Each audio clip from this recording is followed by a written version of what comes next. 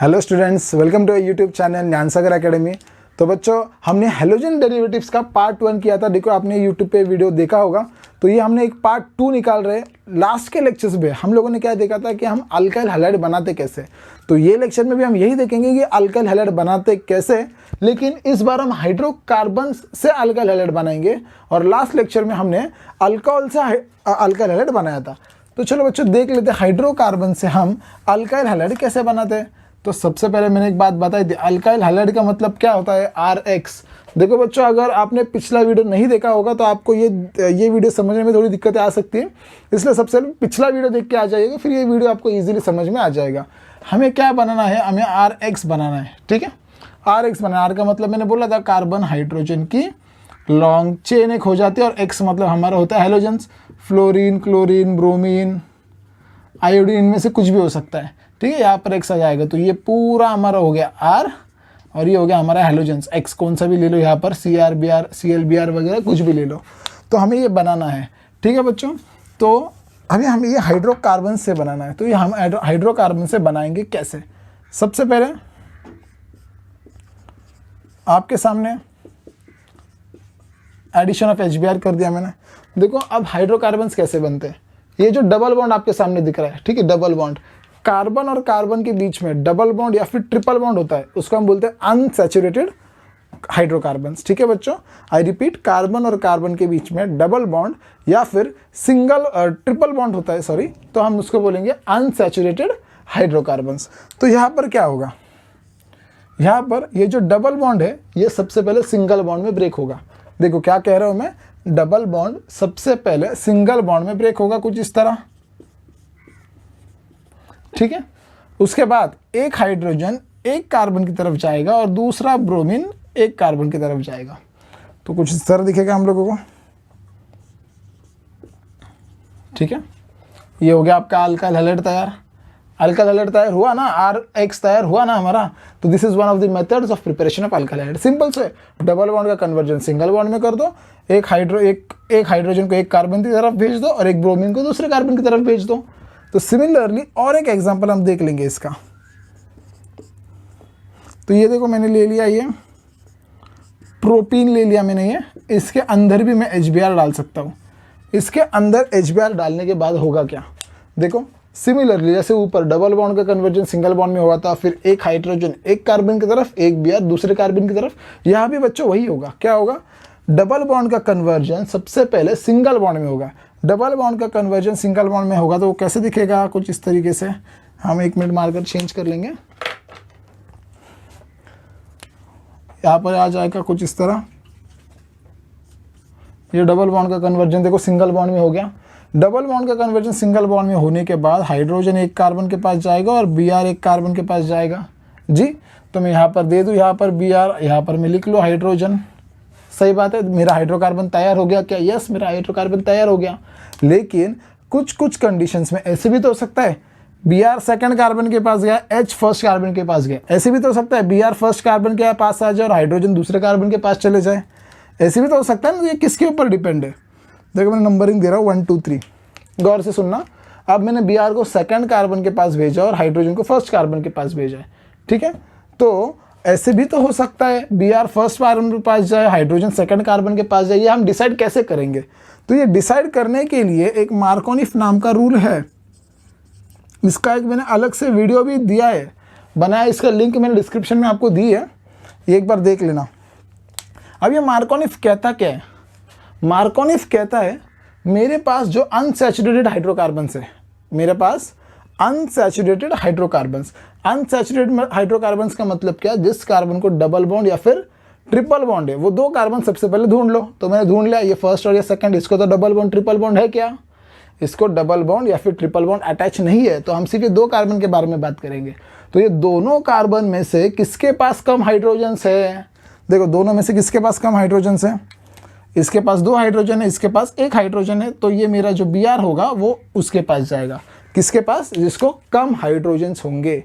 ठीक है, मैं वापस बोलता हूँ, मार्कोनिफ रूल क्या कहता है, हमारा रिएजेंट का जो नेगेटिव पार्ट है, हमारा रिएजेंट का जो नेगेटिव पार्ट है वो कहाँ जाएगा, वो उस अनसैचुरेटेड कार्बन के पास जाएगा जिसके पास कम हाइड्रोजन है। इसलिए मैंने Br को यहाँ दे दिया और हाइड्रोजन को यहाँ दे दिया। समझ में आ गया बच्चों? तो ये मार्कोनिफ रूल है, एग्जाम में 2 मार्क के लिए बहुत बार पूछा है। आप पिछले साल के बोर्ड के पेपर्स देख सकते हो, थोड़ा एक रिवाइंड करके वापस एक देख लीजिएगा, ठीक है। तो इसका ऑपोजिट एक रूल है एंटी मार्कोनिफ। क्या है? Anti Markovnikov.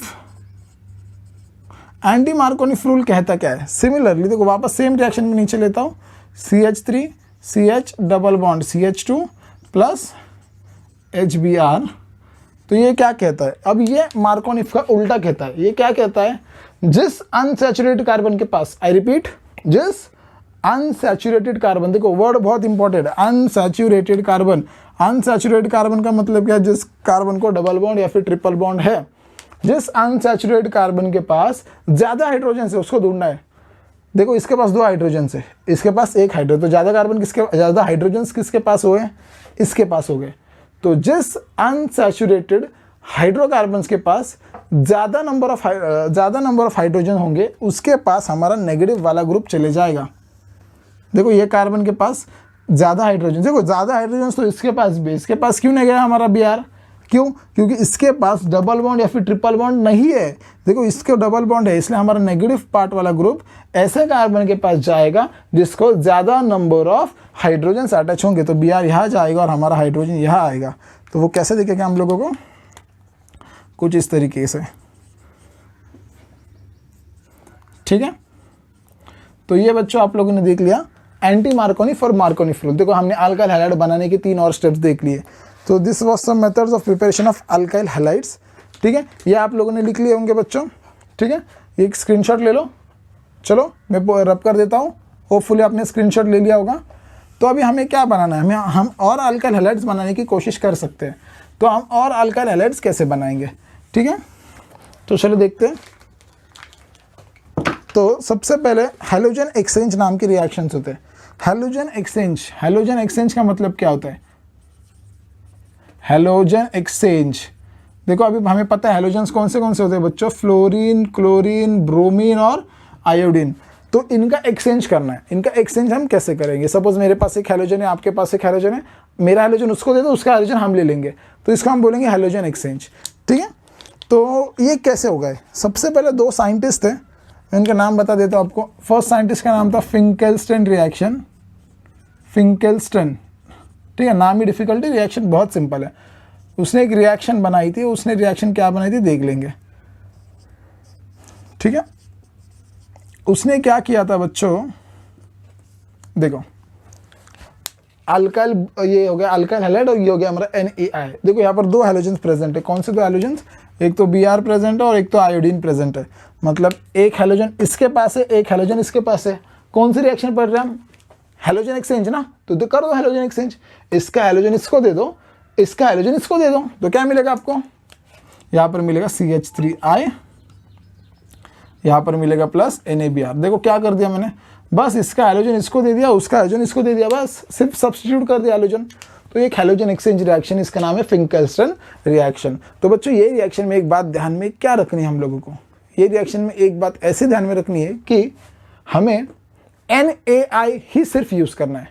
मतलब फिंकेल्स्टन के पास सिर्फ एक ही रिएजेंट है, उसका नाम है NaI, सोडियम आयोडाइड। उसके वो बाकी सब हाइड्रोजन का रिप्लेसमेंट सिर्फ आयोडीन से ही कर सकता है, बस ये बात हम लोगों को ध्यान में रखनी है। उसके पास एक ही रिएजेंट है, वो है NaI। ये भी रिएक्शन बोर्ड के लिए पूछी जाती है। और दूसरे की रिएक्शन है जो कि बोर्ड पॉइंट ऑफ व्यू से बहुत ज़्यादा इंपॉर्टेंट है, वो है स्वाट्स रिएक्शन। ये स्वाट्स रिएक्शन भी it is a halogen exchange type of reaction. अब जैसे बच्चों फिंकेल्स्टन के पास आयोडीन था एक्सचेंज करने के लिए, वैसे स्वाट्स के पास फ्लोरीन था एक्सचेंज करने के लिए। वो भी रिएक्शन हम देख लेंगे। देखो अभी सपोज इसके पास है AgF, तो यहाँ पर हम क्या करेंगे? देखो स्वाट्स के पास कौन से है? फ्लोरीन है रिप्लेस करने के लिए, ठीक है। अब क्या होगा? 2 हैलोजन आपको दिख रहे हैं, यहाँ पर एक हैलोजन है क्लोरीन, यहाँ पर एक हैलोजन है फ्लोरीन। तो ये क्या करेंगे? क्लोरीन इस तरफ जाएगा और फ्लोरीन इस तरफ आएगा, है ना। दोनों के पास एक एक हैलोजन है, हैलोजन एक्सचेंज रिएक्शन पढ़ रहे हैं, तो इसका हैलोजन उसको दे दो, उसका हैलोजन ले लो, तो आपको क्या मिलेगा प्रोडक्ट? देखो यहाँ पर CH3F प्लस AgCl, ठीक है। ओके बच्चों, हमने बना लिया अल्काइल फ्लोराइड, ठीक है। ये रिएक्शन से हमें क्या मिलता है, फ्लोराइड एक्सचेंज करके हमें फ्लोराइड मिलता है, यहाँ पर क्या मिलेगा, आयोडाइड मिलेगा। ठीक है, ये बात ध्यान में रखना। तो जैसे फिंकलस्टन के पास सिर्फ NaI था, वैसे स्वार्ट्ज के पास सिर्फ AgF नहीं, उसके अलावा और क्या क्या हम देख लेंगे। उसके अलावा इसके पास है Hg2F2, इसके अलावा SbF3, और इसके अलावा क्या आ जाएगा, एक आ जाएगा आपको AsF3। ठीक है, ये तीन जो है, ये तीन हम AgF की जगह पे यूज़ कर सकते हैं। यहाँ पर वैसा नहीं, यहाँ पर सिर्फ हम NaI यूज़ करेंगे। यहाँ पर ऐसे बहुत 3-4 रिएजेंट है, चारों में से हम कुछ भी यूज़ कर सकते हैं। किस लिए, सिर्फ हैलोजन एक्सचेंज करने के लिए बच्चों। ठीक है, तो आपने इसका एक स्क्रीनशॉट ले लिया होगा या फिर आप अपने नोट्स बना लो। ठीक है बच्चों, ये मैं रब कर देता हूँ। ओके, पॉज करके एक स्क्रीनशॉट ले लीजिएगा। ओके, तो अभी हम अल्काइल हैलाइड बनाने की प्रोसेस तो मैक्सिमम ख़त्म कर चुके हैं, और एक रिएक्शन देख लेंगे, उसका नाम है सैंडमेयर रिएक्शन। ठीक है बच्चों, क्या है रिएक्शन का नाम, सैंडमेयर रिएक्शन। बहुत सिंपल, को सिर्फ नाम डिफिकल्ट है, बाकी रिएक्शन बहुत सिंपल है। सैंडमेयर रिएक्शन, ये सैंडमेयर रिएक्शन क्या है, सैंडमेयर रिएक्शन क्या करता है। ओके, तो बच्चों सैंडमेयर भी अल्काइल हैलाइड बनाएगा। सैंडमेयर भी क्या बनाएगा, अल्काइल, सॉरी आपको ये RX ही बनाएगा, लेकिन R हमारा आराइल होगा।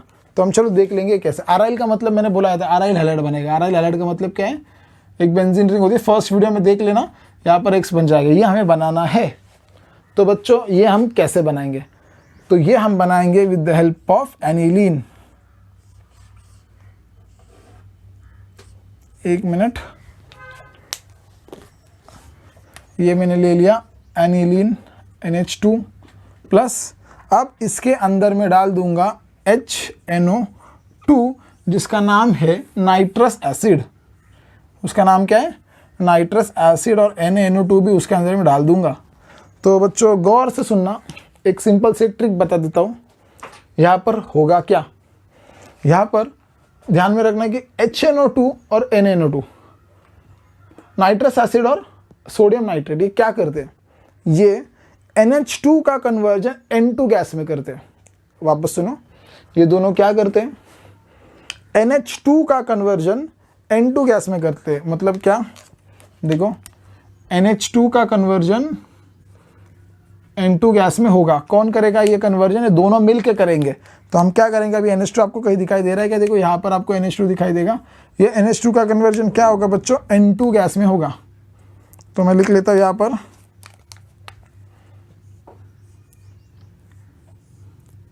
देखो मैंने यहाँ पर कर दिया N2 गैस में, इसको मैंने कन्वर्ट कर दिया। तो अब एक गौर से सुनो, इसके अंदर मैं डाल दूंगा HCl और CuCl2 कैटलिस्ट डाल दूंगा। अभी HCl मैंने डाला है, HCl के ऊपर, Cl के ऊपर चार्ज क्या होगा बच्चों, देखो ये तो सबसे पहले कन्वर्जन समझ में आ गया। NH2 का कन्वर्जन N2 में कैसे हो गया, ये HNO2 और NaNO2 क्या करते हैं, ये थोड़ा ध्यान में रखना आपको। HNO2 और NaNO2 क्या करते हैं, NH2 का कन्वर्जन N2 गैस में करते हैं। ये तो हो गया। उसके बाद मैंने क्या डाल दिया, HCl डाल दिया। Cl के ऊपर चार्ज क्या होता है बच्चों, Cl के ऊपर चार्ज होता है नेगेटिव, ये चार्ज क्या है पॉजिटिव। तो ये Cl यहाँ पर आके इसको थोड़ा चिटक जाएगा। फाइन विद दिस, है ना, उसको इसके ऊपर पॉजिटिव है, Cl के ऊपर नेगेटिव है, Cl वहाँ पर चिटक जाएगा। उसके बाद N2 तो गैस है ना, ज़्यादा देर टिक पाएगा कि वहाँ पर, नहीं, बिल्कुल भी नहीं। तो वो क्या करेगा, ये जो Cl है, ये Cl यहाँ पर अटैक कर जाएगा और ये N2 को बाहर निकाल देगा। क्या किया मैंने, देखो Cl ने क्या किया, वही कार्बन के ऊपर अटैक कर दिया और वो N2 को उसने क्या कर दिया बच्चों, बाहर निकाल दिया। बाहर निकाल देने के बाद क्या आएगा, यहाँ पर लग जाएगा मेरा Cl और यहाँ पर लग जाएगा मेरा N2 गैस, उड़ गया बाहर। समझ में आ गई ये रिएक्शन, एक बार रिवाइंड करके वापस देख लीजिएगा।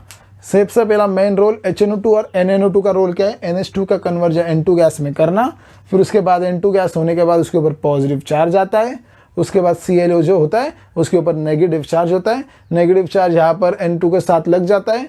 फिर Cl, वही Cl उसी कार्बन के ऊपर अटैक करके N2 गैस को इवॉल्व कर देता है और Cl यहाँ पर लग जाएगा और N2 गैस वहाँ पर आ जाएगा। तो बच्चों ये CuCl2 यूज़ क्यों किया, ये हमारा कैटलिस्ट का रोल प्ले करता है। ठीक है बच्चों, तो ये थी सैंडमेयर रिएक्शन। ठीक है, तो सैंडमेयर रिएक्शन बस इतनी सी ध्यान में रखना है आप लोगों को। आपको समझ में आ गई होगी रिएक्शन, इसका भी थोड़ा स्क्रीनशॉट ले लो। अब हमारे अल्काइल हैलाइड बनाने का टॉपिक यहाँ पर हम ख़त्म हो जाता है। ओके, तो हम अगला टॉपिक क्या देख लेंगे। ठीक है, ये मैं रब कर देता हूँ। अगला टॉपिक हमारा होगा आइसोमरिज्म का। ठीक है। ऑप्टिकल आइसोमरिज्म, तो बच्चों ऑप्टिकल आइसोमरिज्म होता क्या है? ओके, मैं हेडिंग दे देता हूँ, आप भी मेरे साथ लिख ले चलो। ऑप्टिकल आइसोमरिज्म, बच्चों ऑप्टिकल आइसोमरिज्म का मतलब होता क्या है? सबसे पहले हम ऑर्डिनरी लाइट क्या है देख लेते हैं, फिर प्लेन पोलराइज्ड। हम धीरे धीरे जाएंगे, सब आप सब एक साथ खाएंगे नहीं, धीरे धीरे खाएंगे नहीं तो एसिडिटी हो जाएगी।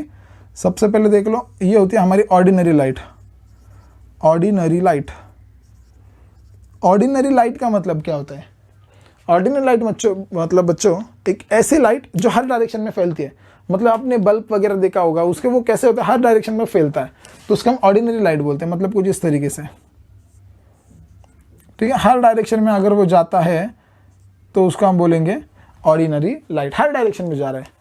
तो हमको ऑर्डिनरी लाइट को हमें प्लेन पोलराइज लाइट में कन्वर्ट करना है। तो बच्चों प्लेन पोलराइज लाइट अब होता क्या है? प्लेन पोलराइज लाइट मतलब कुछ ऐसे लाइट जो सिर्फ एक ही डायरेक्शन में जाते हो। आपने बचपन में देखा होगा लेज़र, है ना, लेज़र ऐसा पॉइंट एक ही डायरेक्शन में जाता है, ऐसा फैलता है क्या? नहीं फैलता है वो, तो वो होता है प्लेन पोलराइज लाइट। तो प्लेन पोलराइज लाइट कैसे बनाएंगे बच्चों? जब ये ऑर्डिनरी लाइट, इसको हम निकल प्रिज्म में से पास करेंगे। किस में से? निकल प्रिज्म, ठीक है। तो ये जो हम प्लेन पोलर ऑर्डिनरी लाइट को अगर हम निकल प्रिज्म में से पास करेंगे बच्चों, तो ordinary light is converted into plane polarise light, ठीक है। प्लेन पोलराइज लाइट कैसे बनानी है समझ में आ गया आपको? देखो बना लिया मैंने। देखो अभी सारे लाइट एक ही डायरेक्शन में जा रहे हैं, यहाँ पर सारे लाइट अलग अलग डायरेक्शन में जा रहे थे। सारे लाइट को मैंने एक निकल प्रिज्म में से पास कर दिया। पास करने के बाद जो सारे लाइट थे वो मेरे बन गए प्लेन पोलराइज लाइट, ठीक है। किसी ने पूछ लिया प्लेन पोलराइज लाइट का मतलब क्या होता है? जो ऐसी लाइट सिर्फ एक ही डायरेक्शन में जाती हो उसको मैं बोलूँगा प्लेन पोलराइज लाइट, ठीक है। तो अब हमें क्या करना है? अगर ये प्लेन पोलराइज लाइट मैं कौन से भी एक सोल्यूशन में से पास कर दूंगा, ठीक है। अब मैं क्या कर दूंगा, ये जो प्लेन पोलराइज लाइट है कौन से भी एक सोल्यूशन में से इसको मैं पास कर दूंगा, ठीक है। कौन सा भी सोल्यूशन ले लो, ग्लूकोज ले लो, वाटर ले लो, लेमन जूस या फिर हार्ड ड्रिंक, सॉफ्ट ड्रिंक, कुछ भी ले लो, ठीक है। इसमें ये लाइट को हम उसके अंदर से पास कर देंगे। प्लेन पोलराइज लाइट को वो सोल्यूशन में से पास करने के बाद दो ऑप्शंस हो सकते हैं। क्या होगा? एक तो लाइट पास होने के बाद भी सीधी की सीधी ही रहेगी, या फिर वो उसका रिफ्लेक्ट करेगी। यस, क्या होगा? मैं ज़रा नीचे लिख लेता हूँ, ठीक है। मैं नीचे लिखता हूँ, लाइट इसमें से पास होने के बाद आपको दो ऑप्शंस आएंगे। क्या होंगे? एक तो ये लाइट ऐसे सीधी की सीधी रहेंगी, मतलब उसमें कोई भी चेंजेस नहीं होंगे, या फिर ऐसे होगा कि वो लाइट क्या होंगी? रोटेट होंगी। कैसे रोटेट होंगी? एक तो लेफ्ट में रोटेट होंगी, नहीं तो क्या होगा बच्चों, एक तो वो राइट में रोटेट होंगी। मतलब वो कुछ तो हालचाल दिखाएगी। समझ में आ रहा है? हमें दो ऑप्शंस मिलेंगे। क्या? प्लेन पोलराइज लाइट कौन से भी एक सोल्यूशन में से पास करने के बाद वो एक तो स्ट्रेट की स्ट्रेट ही रहेगी, उसमें कोई चेंजेस नहीं आएंगे, या फिर वो लेफ्ट में या फिर वो राइट में, दोनों में से कौन से भी एक जगह पे वो क्या होगी? डिफ्लेक्ट होगी। अगर वो कौन से भी एक जगह पे डिफ्लेक्ट होगी, वो रोटेशन बताती है, वो कुछ डिफ्लेक्शन बताती है, तो बच्चों मैं ऐसा बोलूँगा कि ये जो सोल्यूशन है ऊपर का, वो सोल्यूशन है ऑप्टिकली एक्टिव है, ठीक है। तो वो जो ऊपर का जो सोल्यूशन है वो क्या है? ऑप्टिकली एक्टिव है, ठीक है। और अगर उसने कुछ भी मोशन नहीं बताया, कुछ भी डिफ्लेक्शन, कुछ भी मूवमेंट नहीं बताई वो लाइट में, तो मैं उसको बोलूँगा कि वो जो ऊपर वाला सोल्यूशन है वो ऑप्टिकली इनएक्टिव है, ठीक है बच्चों। आपको ऑप्टिकली एक्टिव इनएक्टिव का मतलब समझ में आ गया क्या है? सोल्यूशन कौन सा भी एक्टिव है या कैसा, वो समझ में कैसे आएगा? जब प्लेन पोलराइज लाइट सोल्यूशन में से पास होने के बाद वो डिफ्लेक्ट होगी तो उसको मैं बोलूँगा ऑप्टिकली एक्टिव। अगर डिफ्लेक्ट नहीं होगी तो मैं उसको बोलूँगा ऑप्टिकली इनएक्टिव, ठीक है। ये समझ में आ गया बच्चों आपको? चलो बहुत बढ़िया, समझ में आ गया ये।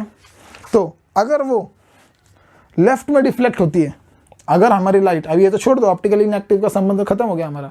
अगर हमारी लाइट लेफ्ट में रोटेट होती है, वो लेफ्ट में रोटेट होगी तो उसको मैं बोलूँगा लेवो रोटेटरी, क्या बोलूँगा उसको मैं? लेवो रोटेटरी। लेवो रोटेटरी का मतलब लेफ्ट में होने वाला, उसको मैं एल साइन से भी डिनोट कर सकता हूँ, या फिर उसको मैं माइनस साइन से भी डिनोट कर सकता हूँ, ठीक है। अगर वो लाइट राइट में डिनोट होती है, नीचे मतलब राइट में जाती है, लेफ्ट राइट समझ में आता है ना, तो वो राइट में अगर डिनोट होती है तो मैं वो उसको बोलूँगा, यहाँ पर लिख देता हूँ ऊपर, डेक्स्ट्रो रोटेटरी। क्या बोलूँगा उसको मैं? डेक्स्ट्रो रोटेटरी बोलूँगा, उसको मैं डी साइन से भी डिनोट कर सकता हूँ या फिर उसको मैं प्लस साइन से भी डिनोट कर सकता हूँ। उसको मैं एग्जांपल देता हूँ आपको बच्चों, ये हम बायोमोलिकुल्स चैप्टर में मैंने बताया था, ये पढ़ाया था, ये चीज़ें आप देख सकते हो। लेकिन देखो अगर मैं ये ग्लूकोज का सोल्यूशन ले रहा हूँ, किसका, मैं ये ग्लूकोज का सोल्यूशन ले रहा हूँ और ये ग्लूकोज के सोल्यूशन में से अगर मैंने लाइट पास कर दी और वो राइट साइड को डिफ्लेक्ट हो रही है, तो मैं उसको, वो सोल्यूशन का मैं नाम क्या दूंगा, वो सोल्यूशन का मैं नाम दूंगा डी ग्लूकोज। ठीक है बच्चों, मतलब एग्जाम्पल मैंने बता दिया आपको। ठीक है, ये सारी चीज़ें आपको समझ में आ गई। ओके, तो बच्चों यहाँ पर ये ख़त्म नहीं हुआ, आगे हमें बहुत कुछ देखना है। तो बच्चों आज का पार्ट हम यही स्टॉप कर देंगे। ठीक है, तो ये हमारा पार्ट 2 था। पार्ट 3 आएगा, पार्ट 3 हमारा लास्ट लेक्चर होगा, वो पार्ट में हमने सारा कवर कर देंगे सिलेबस, ये पूरा चैप्टर ये सारे अगले वाले पार्ट में ख़त्म हो जाएगा। होप सो बच्चों आपको ये जो कुछ भी पढ़ा ये समझ में आ गया होगा। ज़्यादा आप टेंशन मत लेना कि ऑर्गेनिक केमिस्ट्री डिफिकल्ट होती है, लेकिन इसको हम बहुत सिंपल तरीके से पढ़ लेंगे। ये तो हमारा फर्स्ट ही चैप्टर है, सारे चैप्टर्स के वीडियो आ जाएंगे बच्चों, आप टेंशन मत लीजिएगा, सिर्फ एक नोटबुक पेन आपके साथ रख लेना। ओके, होप सो ये वीडियो आपको पसंद आ गया होगा। पहले वाले पार्ट की लिंक भी आपको नीचे डिस्क्रिप्शन में दी है। ओके, अगर कुछ भी नहीं समझ में आएगा, फर्स्ट वाला पार्ट सबसे पहले देख लेना, फिर सेकंड पार्ट देख लेना। ओके, चलो बच्चों, bye, have a nice day, do like and subscribe our channel. Thank you for watching.